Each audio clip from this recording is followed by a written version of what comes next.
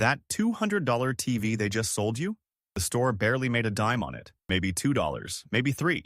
But the $40 warranty they clipped on at the end, the little, do you want to protect that? That's where they made all their money. Not most of it, all of it. The television was the bait. The warranty was the business. Here's the part nobody says out loud. On some electronics, the store makes more profit from the $40 add-on than from the $200 machine it's protecting. The expensive thing in your cart is the loss leader. The cheap thing stapled to the receipt is the prize. You walked in to buy a TV. You walked out having funded something else entirely. And you almost never notice, because it takes 4 seconds. Want to protect that for just $40? You say yes or you say no, and either way you forget it by the parking lot. But in those 4 seconds, you were offered one of the most profitable products in modern retail, priced worse than a scratch ticket, sold with a smile. So today, we're going to open that little box, the extended warranty, the protection plan, the accident coverage, whatever they're calling it at your register, and we're going to answer one question. When you buy protection at the counter, what are you actually buying? Because it is not what it says on the tin. Keep that receipt handy. You're going to want it. Let's start with what you think you're buying. You think you're buying peace of mind, a safety net. Something breaks. You're covered. You don't eat the cost. It feels responsible. Adult. You spent good money on this thing. Why wouldn't you spend a little more to protect it? That instinct is completely reasonable. It's also exactly what they're counting on. Because a warranty feels like a favor. The store is looking out for you. They don't want you stuck with a dead laptop in 18 months. They're offering you a shield, and the price feels small next to the thing it's guarding. $40 to protect $200? That's a rounding error. That's the tip. 20% on top to sleep at night. So you say yes. And most people say yes more than they think. On some product categories, roughly 1 in 3 buyers attach a plan at the counter, sometimes higher. That's a lot of people all making the same small, sensible $20 decision. All at once. All in 4 seconds. Hold that number. We'll come back to what it's worth to the store. But here's the thing. A warranty is not a shield. A warranty is a bet. And you are not the house. When you buy that plan, you and the store are agreeing to a wager. You're betting the thing breaks. They're betting it doesn't. And whoever's right keeps the money. That's not protection. That's a coin flip with a price tag. And this particular coin flip has a name. It's called insurance. That's all a warranty is. You pay a small amount now, so someone else eats a large cost later if something goes wrong. Fire insurance, health insurance, extended warranty, same machine, same math. You are buying a policy. You just aren't allowed to call it one. And that word, insurance, is the whole secret. Because insurance is a business we actually understand. We measure it. We regulate it. We know exactly how good or bad a policy is, down to the cent. There's one number that tells you everything. And when you point that number at the warranty counter, the whole thing falls apart. Let me show you the number. It's called the loss ratio. Simple idea. Of every dollar you pay in, how much comes back out to people who make a claim? That's it. Dollars paid out, divided by dollars collected. A good insurance product pays a lot back. A bad one keeps a lot. The loss ratio tells you which kind you're holding, and it does not lie. Take car insurance. Regulated, competitive, boring. For every dollar drivers pay in premiums, roughly 70 cents comes back out in claims. 70 cents on the dollar. The insurer keeps about 30 to run the business and make a profit. That's a real product. You put a dollar in the machine, most of a dollar is there for you when things go wrong. That's what coverage looks like. Now point that same number at the extended warranty, the plan they sold you at the register. How much of your dollar comes back as claims? Somewhere between 10 and 20 cents. 10 to 20 cents on the dollar. For every dollar you hand over at that counter, roughly 80 to 90 cents never comes back to any customer at all. Ever. Sit with that gap. Car insurance, 70 cents back. Register warranty, 15. That's not a slightly worse deal. That's a different universe. You could take the exact same $40, buy a normal insurance policy with it, and get 4 to 5 times more protection for your money. The warranty isn't insurance that's a little overpriced. It's insurance priced like a casino. So let's say it plainly, because this is the reveal. The warranty at the register is secretly a homemade insurance policy, priced at casino odds. It looks like protection. It's structured like a slot machine. The house keeps most of what goes in, pays back a trickle. And the entire design is built so you never do the one piece of math that would stop you. And casino odds is not me being dramatic. In a casino, the house edge on a slot machine might be 5, 8, 12%. You lose slowly. It feels almost fair. The register warranty has a house edge north of 80%. A slot machine is generous compared to the protection plan. If you want the worst odds in the building, skip the casino. Go to the checkout. But wait, if it's such a bad bet, if it pays back 15 cents on the dollar, why does anyone sell it? Why does every store sell it? Because a product this lopsided should be embarrassing.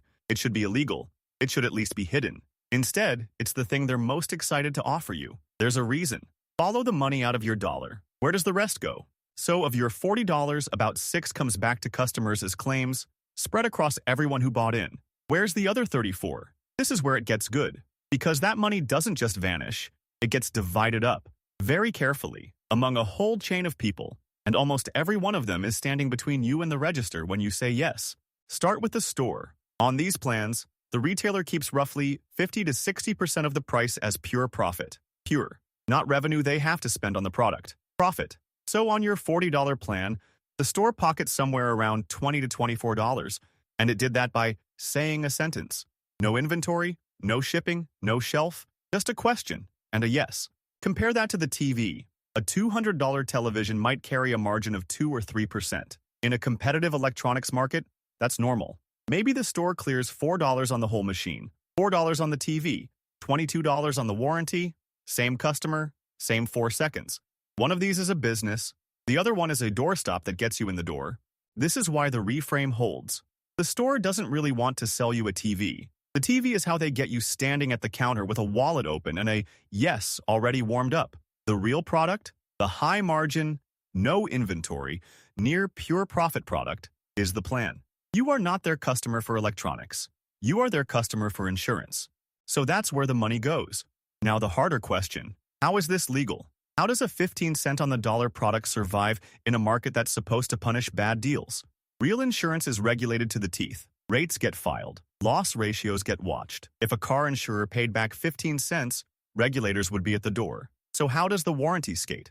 Here's the trick. For a long time, if you call it insurance, you fall under insurance regulators, who care very much about that loss ratio. But if you call it a service contract, a protection plan, a warranty, you often fall into a softer, different set of rules. Same product, same bet, different word. And the word is doing enormous work. It's regulatory arbitrage. The store builds something that behaves exactly like insurance. Pooled risk, premiums, claims, a payout ratio, and then labels it as not insurance, so the rules that would force it to pay you back don't fully apply. That's the whole game. Not fraud. Not a scam in the courtroom sense. Just a very deliberate choice of vocabulary that costs you money. Insurance has to pay you back. Warranty doesn't have to, in the same way. So they build the insurance and call it a warranty. Loss ratio arbitrage. Find a product that legally could pay back 70 cents, wrap it in a label that lets it pay back 15, and keep the difference. That difference, the gap between what it should pay and what it does, is the entire profit engine. Now, you might be thinking, fine, but that's my $40. One plan, one TV, who cares? And on its own, you'd be right. $40 is nothing. But this is the part where it stops being about your receipt. Because that same 4-second question is being asked at millions of registers, every single day. Zoom out. Watch what $40 becomes at scale. The global extended warranty market is worth over $120 billion a year. $120 billion, with a B. That's larger than the entire economy of some countries. And it's built almost entirely out of that one small, sensible-feeling decision. Want to protect that? Repeat it until it turns into a fortune. You didn't fund a warranty. You fed a machine the size of a nation. And remember the loss ratio. Of that $120 billion, only a slice, call it 15%, flows back to customers as actual repairs and replacements. The rest, the overwhelming majority, is the spread. It's the 85 cents on every dollar stacked up across the whole planet. That's not a rounding error anymore. That's one of the quietest, largest profit pools in retail, built 4 seconds at a time. And this is why the person at the register is so weirdly insistent about it. Why do you want to protect that? Isn't a courtesy. It's a quota. Because the store has done the math you didn't. They know the TV pays $4 and the plan pays $22. Multiply that across every checkout, every day, and the warranty isn't a side offer. It's the point. But now we hit the real mystery. If the odds are this bad, if it's a slot machine with an 80% house edge, why do smart, careful, math-literate people keep saying yes? These aren't fools at the register. They're you. They're me. So what makes an obviously bad bet feel like the responsible choice? The answer isn't in the price. It's in your head. Start with the moment. When are you offered the plan? Not on the couch, calm, with a spreadsheet. You're offered it at the exact instant you've just decided to spend $200. Your guard is down. The big decision is made, and now a small one arrives, framed as, and would you like to protect the thing you clearly want? You're primed to say yes. The timing is not an accident. Then there's loss aversion. This is the big one. People hate losing something roughly twice as much as they like gaining the same thing. So the pitch is never gamble $40 on a coin flip. The pitch is, imagine this brand new TV dead, and you paying full price again. They don't sell you the win. They sell you the fear of the loss. And fear pays 15 cents on the dollar. That's the whole emotional trick. A rational buyer weighs the odds. A frightened buyer just wants the fear to stop. $40 to make the what if it breaks feeling go away. Sold. You're not buying a repair. You're buying the silence of that little voice. And that silence is one of the highest margin products in the store, because the voice was never that expensive to quiet. Here's the piece that seals it. Even the people who buy the plan mostly don't use it. In the industry, unclaimed coverage has a name: breakage, the plan you never file against. And breakage is enormous. A large chunk of buyers pay for years of protection and claim exactly nothing, because the thing doesn't break in the window, or they forget they have it, or the claim process is just annoying enough. And that's not a flaw in the model. That's the model. The warranty is priced, assuming most people won't claim. The friction, the receipt you lost, the form you didn't fill out, the hold music, that's considered normal wear. That friction isn't a bug. It's a feature that protects the 15-cent loss ratio. Every claim you don't make is pure profit landing on the pile. So think about what you actually bought. Not a repair. Most people never get one. Not peace of mind that lasts. You forgot about it by the car. You bought a feeling at the register that dissolved in the parking lot and left behind a small, silent transfer of money from you to a warranty pool you'll never touch. $40. For 4 seconds of calm.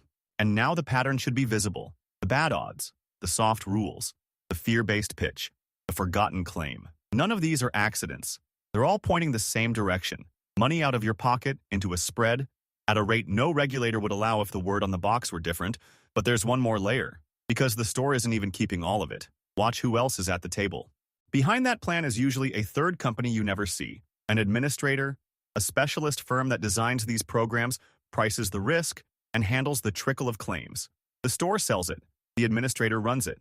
Sometimes an insurer sits behind them, backstopping the whole thing. Layers. And every layer takes a cut of your $40 before it ever reaches a repair. So the salesperson gets a commission. A few dollars, sometimes a real chunk, just for the yes. The store gets its 50 to 60%. The administrator gets its fee. The insurer gets its margin. And the actual customer, the one whose laptop actually died, gets the 15 cents. There's an entire industry standing between your dollar and your repair, and each of them is paid before you are. That's the anatomy of the plan. Everyone in the chain eats before the customer does. The person who broke something is last in line for their own money, which is exactly backwards from what insurance is supposed to be. Real insurance exists to move money toward the person who got unlucky. This moves money away from them, toward everyone who touched the sale. Same machinery, reversed. Now hold on, you might say. Sometimes the warranty does pay off. Your cousin's screen cracked, they filed, they got a new phone, they came out ahead. That happens. It's real. So doesn't that make it a fine bet? No. And this is the most important misunderstanding about insurance. So let's kill it cleanly. One lucky winner does not make a lottery a good investment. Of course, someone wins. In any pool, a few people claim big and come out ahead. That's how pooled risk works. The casino has winners too. That's what keeps the floor full. The question was never, can anyone win?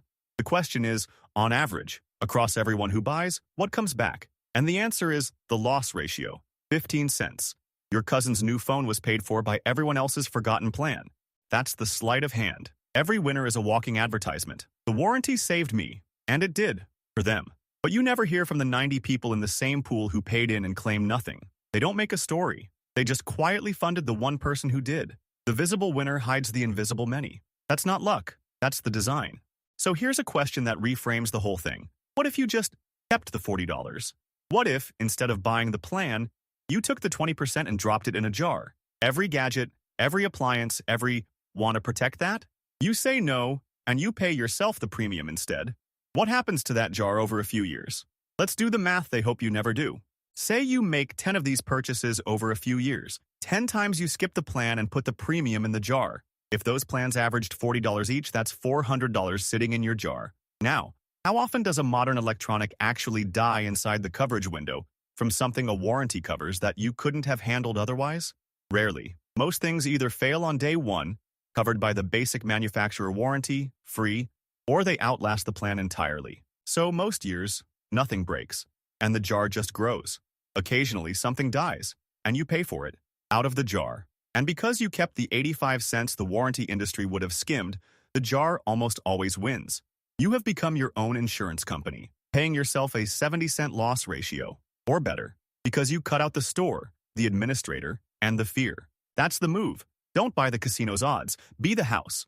When you self-insure across many small purchases, you capture the exact spread the warranty industry lives on. The $120 billion a year? A slice of that is just the sum of everyone who didn't keep their own $40. Keep it. Pool it yourself. Over a lifetime of gadgets, the jar is the single best warranty you'll ever own. Now, is a warranty ever worth it? Because I'm not here to tell you every plan is a trap in every case. That would be a lie, and lies fall apart. There's a narrow set of situations where the math actually flips, and knowing them is how you tell a real edge case from a register reflex. So let's be fair to the plan. When does the bad bet become a good one? It flips when three things line up. 1. The item is expensive to repair relative to its price. Think a laptop where a screen or logic board costs half a new machine. 2. It breaks in a way that's genuinely likely, not rare. 3. The plan actually covers that failure, in plain language, without a maze of exclusions. When all three are true, you're no longer buying fear. You're buying real, priced risk. The classic example is a phone with a screen you're statistically going to crack, where a repair costs a big fraction of the phone, and the plan covers accidental damage cleanly. There, the odds of a claim are high enough that even a bad loss ratio can pay for you. But notice, that's the opposite of the register default. That's you choosing coverage on purpose, not you flinching at, protect that? So the rule isn't never. The rule is almost never, and never at the register on reflex. If a plan is ever worth it, it's worth researching in advance, comparing, reading the exclusions, and deciding calmly. The moment coverage is a 4-second yes or no at a counter, next to your open wallet, in a fog of fear. That's the moment it's designed to lose you money. The good ones survive daylight. The bad ones need the rush. And once you see the shape, you start seeing it everywhere. Because the register warranty isn't a weird one-off. It's a template. Find a moment when someone's guard is down and their wallet is open. Attach a small, scary-to-refuse add-on. Price it at casino odds. Call it something that dodges the rules. And collect the spread, 4 seconds at a time, across millions of people. The warranty was just the version you could see. The rental car counter. Want the extra coverage? The concert ticket. Protect your purchase in case you can't make it. The flight. Add trip protection. The checkout box that's already ticked. Same anatomy every time. A tiny premium. A big fear. A soft rulebook. And a loss ratio you're never shown. Once you can read one, you can read all of them. And you start saying no a lot more often. There's a whole economy that lives in the last 4 seconds of a transaction. Not in the product, not in the price you compared online. In the add-on. The thing offered after you've already decided. Because that's the moment your defenses are lowest, and your yes is cheapest. The main purchase is where you're careful. The add-on is where they make the margin. You guard the front door, they come in through the receipt. So, let's close the loop we opened. Why is the warranty worth more than the TV?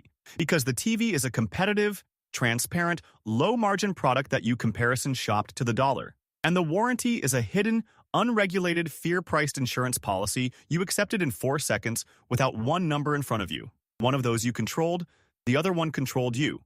Guess which one the store actually cares about? The whole thing was inside out the entire time. You thought the machine was the product, and the plan was the courtesy. It's the reverse. The plan is the product. The machine is the courtesy. The thing they'll practically give away to get you to the counter where the real sale happens. You didn't overpay for a TV. You underpaid for a TV, and then handsomely funded an insurance company you'll never file with. So next time you're standing there, new box on the counter, card in your hand, and the voice asks, do you want to protect that? Hear what's actually being asked. Do you want to place a bet at 80% house odds on a policy priced by fear that most people never collect on to protect something that probably won't break? That's the real question. It just doesn't fit on the little screen. And you already know the answer because you've seen the number, 15 cents on the dollar. That's what the warranty pays back. 70 cents is what real coverage looks like. The gap between them, that 85 cents, isn't protecting you. It's the price of a feeling that fades before you reach your car. You can buy that feeling for $40. Or you can keep the $40. The jar doesn't charge for peace of mind. Because the protection plan was never really about protecting the TV. The TV was fine. The TV was never the point. The plan exists to protect one thing, and it does its job perfectly. Just not for you. So the next time they ask if you want to protect your purchase, smile, say no thanks, and pay yourself the $40 instead. The house always wins. Unless you decide, quietly, to be the house.